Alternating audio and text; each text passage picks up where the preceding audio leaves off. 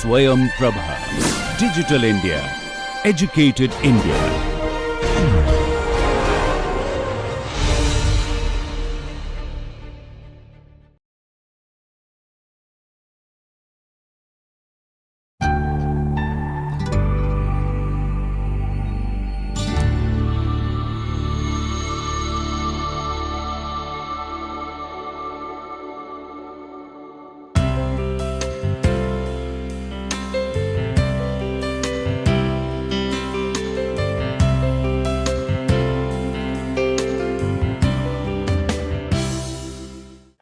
Hello student, today we are here to discuss Jane Eyre with the subtitle Textual Analysis.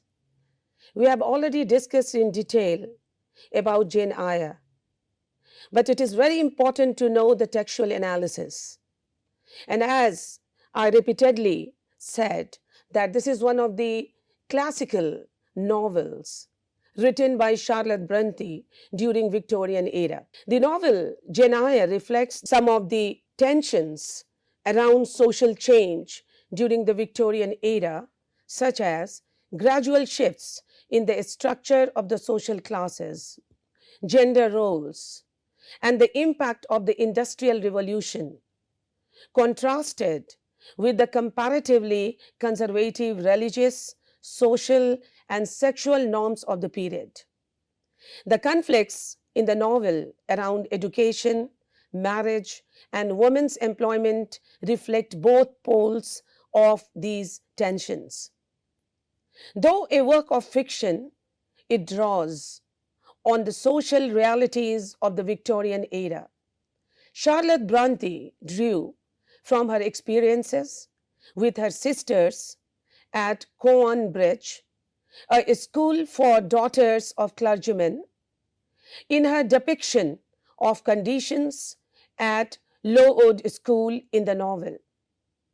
Some of the larger social dynamics of the Victorian era, such as the impact of the Industrial Revolution, class hierarchy, and gender roles, are reflected in the novel, yet there also are fictional elements and even passages of fantasy.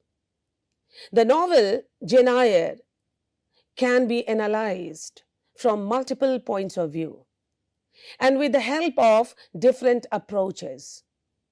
This talk aims to examine 6 major types of analysis to evaluate which of them is most appropriate and applicable to the reading of the novel.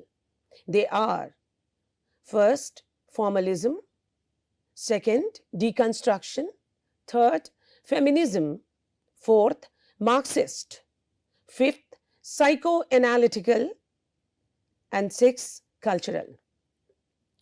The formalist approach implies an analysis of the text that targets components of the text without covering other aspects that could potentially influence its creation. That is, personal, cultural, political, and historical view of the novel. If the formalist theory is applied to Jane Eyre, the main point of such analysis would be the form of the novel, first-person narrative, its structure, length of the volumes and chapters, and imagery literary devices. From a formalist point of view, the first-person narrative is dynamic and authentic, as it ensures that the reader feels as if he or she were experiencing the events described in the book together with the author. The authenticity of the narration is reflected through the author's descriptions that directly target and focus on her feelings and emotions. No, I know I should think well of myself, but that is not enough. If others don't love me, I would rather die than leaving. Quotation from the text by Jane Eyre.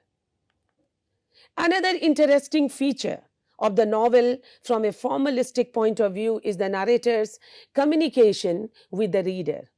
It remains unclear, however, whether it is the character or the author who communicates with the reader, since the subtitle of the book is an autobiography.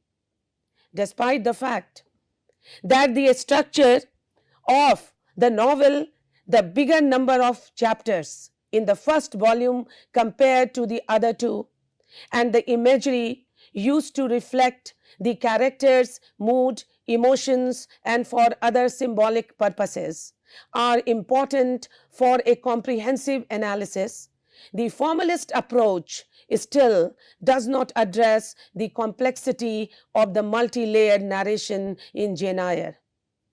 Deconstruction is a theory developed by Jacques Derrida. It is characterized by its critical analysis of binary or hierarchical oppositions. There are multiple hierarchical oppositions seen in the text. That is man/woman, passion/reason, St. John and Rochester, master and servant, John Reed and Jane, Jane's dependence, independence.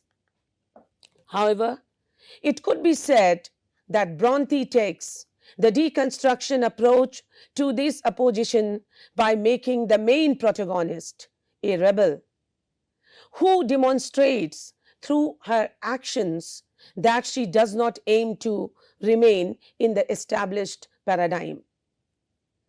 As At Home points out, pride and passion are what causes Jane to transgress the binary oppositions. She leaves the expected role of a dependent woman, thus destroying or at least undermining the discussed oppositions. The problem of the deconstruction is that it also focuses on features inherent to the text by making an attempt to deconstruct them, leaving out other potential points of view. The feminist analysis is frequently utilized in research and literature and address problems presented in Jane Eyre. Bronte demonstrates the pursuit of the character and assumingly her own toward equality and independence in Jane's rebellion against Mrs. Reed and John. Her pursuit for esteem is reflected through her decision to leave Rochester when she finds out about Bertha Michon, as well as her later choice to be with and support Rochester when his wealth and health are lost. Jane's unwillingness to comply with expectations and act without accordance with her desires, and her wish to find a true love reflects her need for equal and mutually respectful marriage or relationship, which can also be seen as a feminist view.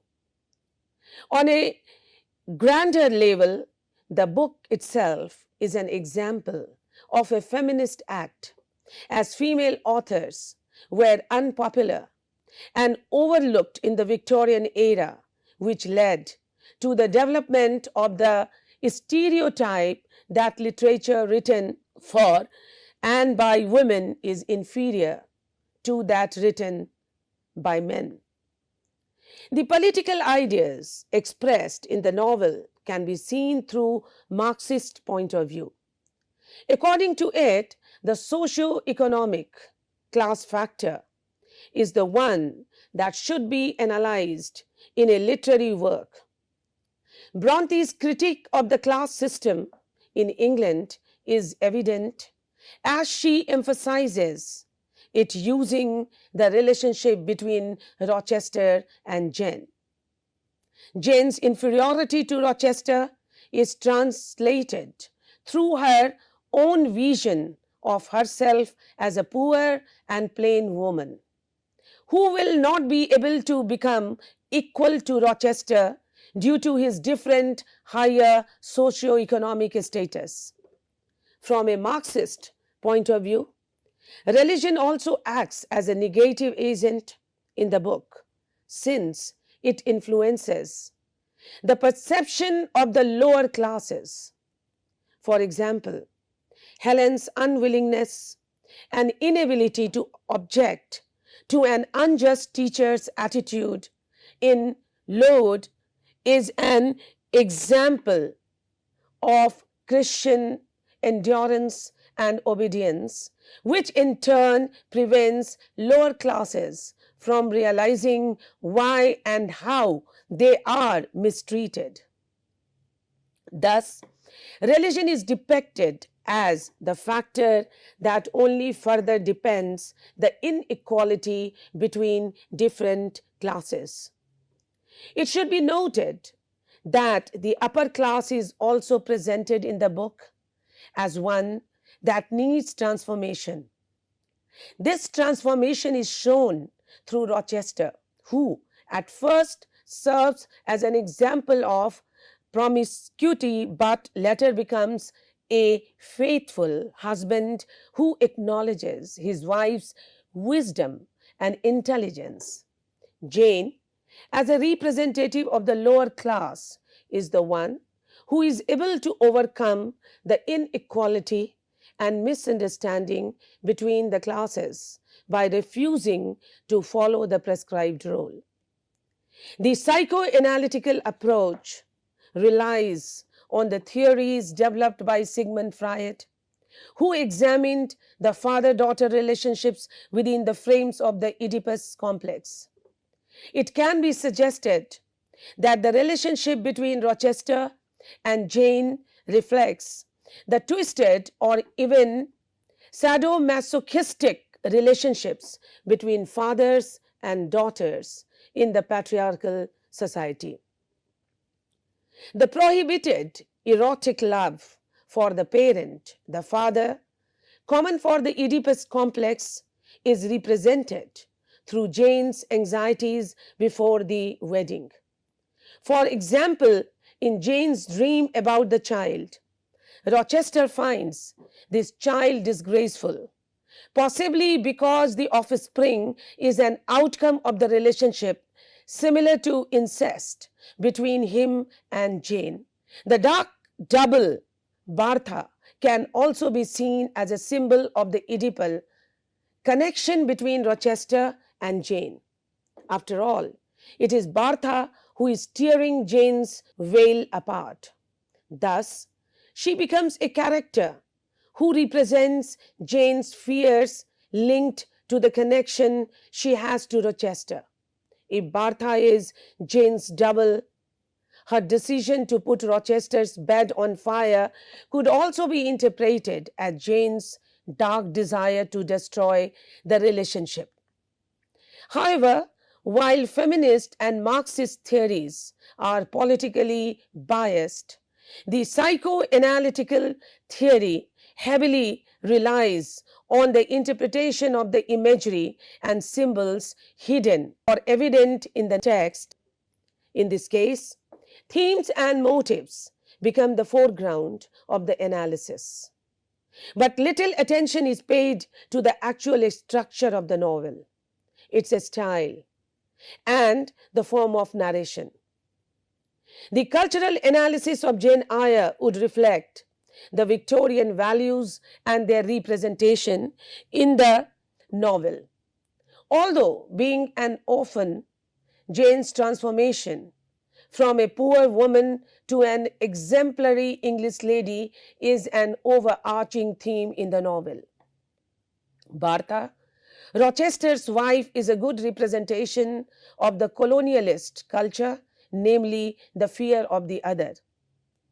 It can be suggested that Bartha is the Orientalist other. Compared to Jane, she is huge and corporal. Despite her masters, Rochester attempts to tame her. She refuses to become a servant and also does not accept the life in the prison attic as she decides to burn the house down.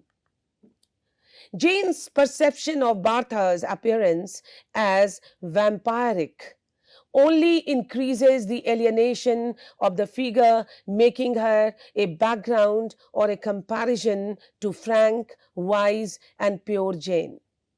Ironically, Bartha is perceived by Jane as an obstacle to her happiness. But little attention is paid to Bartha as a character who has suffered from Rochester's actions. As Venugopal points out, Bartha has to throw away her life in order that the white woman, Jane, may have happiness and fulfillment.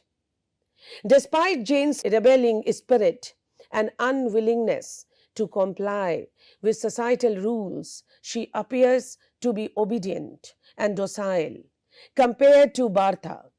Thus, Jane still translates Victorian ideals of a woman pure, mild mannered, moral, loyal, which further deepens the difference between the local, the English in this case, and the other. When Jane is sent away to Lord School, it seems that she has escaped a terrible situation only to be thrown into one more dire. Though she finds friendship at Lord, the conditions are harsh, and when things come apart, Jane forges for herself another escape, this time to be governess at Thornfield Hall. Her master there is Mr. Edward Rochester, a dark, brooding man. Though Mr. Rochester pursues another lady, Blanche Ingram, a beauty with whom Jane's plain features cannot compete, a bond develops between master and governess. Eventually, Mr. Rochester's affections turn to Jane and he proposes marriage. But all is not well at Thornfield, a fact that Jane will soon discover. As secrets are revealed, Jane is forced from the house, and it seems that there can be no union between her and the man she loves. At its most basic level, Jane Eyre is a love story between the orphaned and trapped heroine and her Byronic partner. All the Brontes seem able to tap into a visceral, wild passion that still stirs readers almost 2 centuries after their writing was first laid on the page. Doubtless it is this, coupled with the gripping unfolding of Jane's love story, which forms the greatest reason for Jane Eyre's longevity. But Jane Eyre, though it considers the different kinds of love and indeed the absence of love, is much more than a romance. It is clearly a petition for the equal rights of woman. Even if it is a wholly complicated text, full of contrast, its rebellious elements are counterbalanced with its conformist ones. Throughout the novel, Jane has her voice quieted and her agency restricted, yet she refuses to accept her own lack of independence and insists on her strict sense of self as an individual. She develops this strength of character through a series of experiences reminiscent structurally of John Bunyan's A Pilgrim's Progress. It is Rochester's eventual acknowledgement of Jane as an intelligent, genuinely caring person that allows her to fall for him. This too goes some way to navigating the difficult dynamic of their early relationship, that of master and servant. Increasingly, Jane Eyre has been read as a feminist tract, But this central dynamic, somehow reminiscent of the one between Pamela Andrews and Mr. B in Samuel Richardson's less progressive novel Pamela, creates a potential problem for a feminist reading. Jane and Rochester's relationship evolves from a typically patriarchal affair to something approaching a platable equality, allows room for the relationship to be read as a transformative one rather than an oppressive one. With her sharpness of mind and stubborn individuality, Jane is set apart from her literary predecessors like Pamela Andrews and Fanny Price by her strong sense of self. Equally, unlike heroines of manorial fiction past, she does not seek to assimilate into the culture of a state but remains apart from it.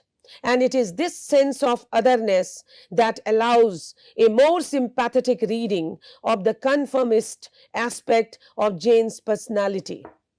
Jane Eyre is very much the product of the specific time and place in which it was written, an environment in which a woman, especially an economically disadvantaged one, has to struggle greatly so that she might speak of her own vision of reality.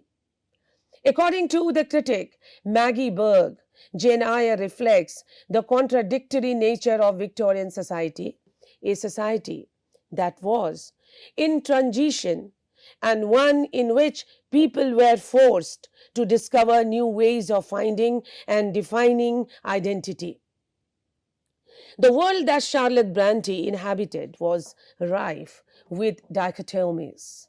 While some women agitated for greater rights, society as a whole exalted the image of the saintly, self-sacrificing woman happily confined to the home, while laws were passed to elevate some of the appalling conditions to which may people, especially women and children, were subjected to in factories. Poverty remained rife even among certain people, such as clergymen and governesses who were engaged in professions that require a fair amount of education. That these social contradictions manifested themselves in the author's own life has long been known. That much of her work is at least partly autobiographical is also known. That these truisms are part of the Bronte myth, although it would be a mistake to assume, as did one early critic, Mrs. Humphrey Ward, who says, quote, Charlotte Bronte is Jane Eyre. You cannot think of her apart from what she has written. It is logical to assume that experience is essential to the creation of fiction and that Bronte's work is no exception. It is quite a supportable proposition that extraordinary though the specific events of Jane Eyre's story may be, the emotional reality of operation and the struggle for identity that her story depicts is representative of the emotional reality of many Victorian women's life. Virginia Woolf believes Bronte's work was decisively influenced by her experience as a 19th century woman appears to be true, even if her assertion that this influence was highly negative because her imagination swerved from indignation. Jane Eyre, like many women in her time, is economically devalued and socially marginalized, largely because of her gender, but also because of her lack of an independent source of wealth. living in a society in which she has few options for earning a living when she is obliged to do so, and in which women are considered inferior to men, she faces a considerable struggle to survive physically and psychologically. She faces perhaps an even greater struggle to be acknowledged as an equal by men and by persons of both sexes whose social status is above hers. Moreover, as a member of an oppressed class of persons, she faces a culture that does not generally reflect or even acknowledge her experience.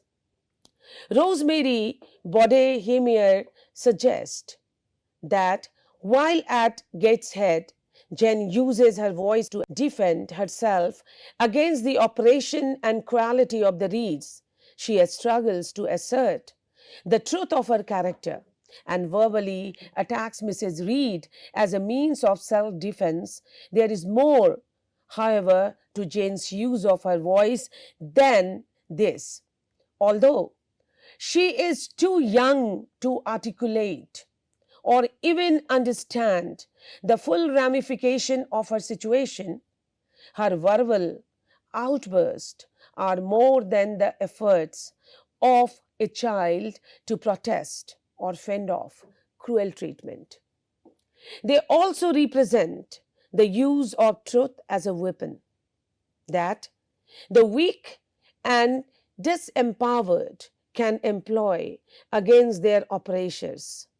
Throughout the novel, speaking the truth is often Jen's only form of defense. When Jen writes, quote, I dared commit no fault. I strove to fulfill every duty, and I was termed naughty and tiresome, sullen and sneaky.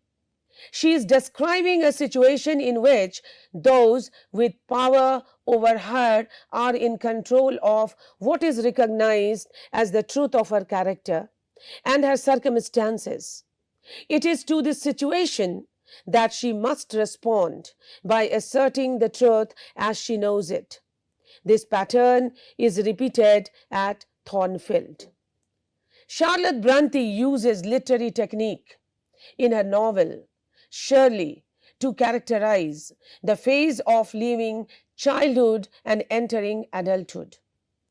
Elfland lies behind us, the shores of reality rises in front, is a quote from Shirley, a literary device used to show how the age of 18 is where Caroline Helstone is leaving childhood. She uses metaphors, personification, and imagery to foreshadow what it will be like to enter adulthood once becoming 18. The school of experience is to be entered is used as a literary technique that refers to needing experience and getting experience once hitting the threshold of 18. The feeling of being trapped can be one of the most terrifying feelings a human being can experience. This is especially true if the possibility of escaping is slim and unlikely. Whether it is being physically trapped or emotionally trapped, the feeling can cause major changes to one's character. The character, Jen in the novel, was feeling trapped with a small possibility of escaping. In order to demonstrate her feelings, Bronte uses symbolism and motives. By using these literary elements, Bronte develops Jane's character by connecting them to her, which ultimately supports the deeper message of liberation. With her relationship with Rochester, she was trapped as a woman. She was treated like a slave by Rochester. She was not valued and was seen as a commodity rather than a partner. When the storm formed before being proposed to, It was a compilation of Jane's entrapments. Whether it was being physically trapped, like how she was in the Red Room, or emotionally trapped, like her relationship with Rochester, that storm symbolized Jane feeling trapped. Jane has no way out of escaping this feeling of entrapment. It would take a colossal force to liberate Jane. So when the tree was struck by lightning, it symbolized Jane being liberated. Thus, Jane Eyre is born into a world where she is left bereft of the love of parents, family, or friends, but instead surrounded by hateful relatives. She resolves to attend school to begin her quest for independence. During the era where Jane lived, it was thought to be a selfish for women to show desire. Women were expected to control and keep quiet. To perform one's duty to society was thought to be respectful and should be put before anything else. Duty, in contrast, is a moral obligation to something that somebody is obliged to do for moral, legal, or religious reasons, which is thought to be selfless. The decisions made regarding these emotions are significant throughout Jane Eyre. Charlotte Bronte shows us Jane's integrity helps her finding the balance between duty to herself and desire to stay. The novel Jane Eyre by Charlotte Bronte consists of continuous journey through Jane's life towards her final happiness and freedom. Jane's physical journeys contribute significantly to plot, development, and to the idea, and the novel is a journey through Jane's life. Each journey causes her to experience new emotions and an eventual change of some kind. These actual journey help Jane on her own major figurative journey, as each one allows her to reflect and grow. Jane makes her journey from Gateshead to Lowood at the age of 10, finally freeing her from her restrictive life with her aunt. Who hates her? Jane's aunt sees Jane as inferior, who is less than a servant. Jane is glad to be leaving her cruel aunt and of having the chance of going to school. As Jane grows up and passes the age of 18, she advertises herself as a governess and is hired to a place called Thornfield. Although journeying into the completely unknown, Jane does not look back, only forward to her new life and her freedom at Thornfield. This particular journey marks a huge change in Jane's life. It is a fresh start for her. Jane does not experience a typical family life throughout the novel. Her various living arrangements led her through different households, yet none were a representation of the norm of family life in the 19th century. Through research of familiar in the 19th century, it is clear that Jane's life does not follow with the stereotypical family made up of a patriarchal father and